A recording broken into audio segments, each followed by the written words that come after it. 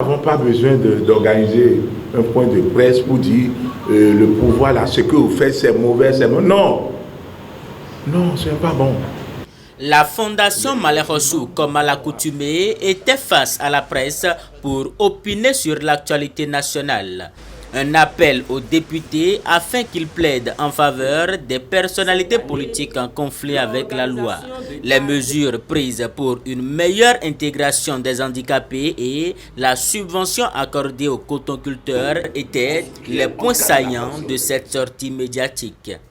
Cette subvention va permettre aux producteurs de coton d'acheter les intrants à un coût relativement bas, malgré la tendance haussière de leur prix dans le monde. Nous ne pouvons pas non plus oublier l'adoption des décrets d'application de la loi 2017-06 du 29 septembre 2017 portant protection et promotion des droits des personnes handicapées en République du Bénin.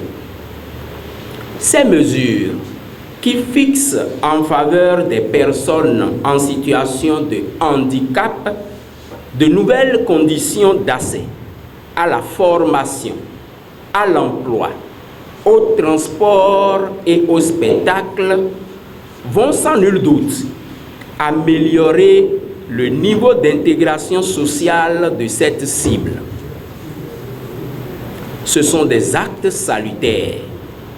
La Fondation Malekhossou se réjouit de voir une fois encore les autorités béninoises déployer de grands moyens pour la réussite du voyage des pèlerins béninois au Hajj 2023. Nous invitons par la même occasion les députés de l'opposition et de la mouvance à s'entendre pour rechercher des solutions au retour de nos frères politiques en exil et à la libération de ceux qui sont en prison au Bénin. Cet acte contribuera à l'apaisement du peuple et à la consolidation de la paix dans notre pays.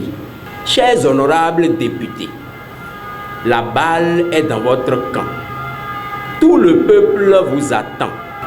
Par ailleurs, nous exhortons les autorités du football béninois à prendre les dispositions nécessaires afin que le drame survenu lors du match de Bénin-Sénégal ne se reproduise plus.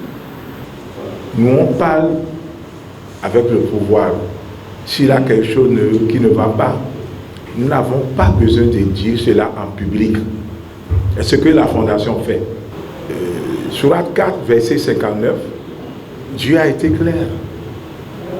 Obéissez aux prophètes. Obéissez à vos parents. Obéissez à ceux d'entre vous à qui j'ai donné le pouvoir. C'est ce que nous faisons à la Fondation.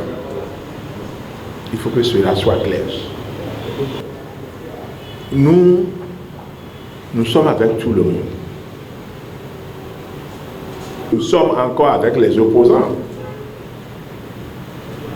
Ah oui, vous connaissez l'Iadi, c'est mon frère. En islam, nous avons beaucoup de musulmans. Vous connaissez Adjabon. C'est avec lui que j'ai travaillé en 2016. Mais comment nous allons faire pour que ceux-là reviennent au pays? C'est ce que la Fondation est en train de faire. Mais les députés peuvent jouer un grand rôle avec l'humilité. Qu'est-ce que nous voulons que ça? Quand un pays a la paix, c'est que nous pouvons travailler dans ce pays et faire enrichir le pays. Mais quand il n'y a pas la paix, qu'est-ce qu'on peut faire? On ne peut pratiquement rien faire. On ne peut pas aller au boulot. On ne peut pas aller chercher l'argent non plus.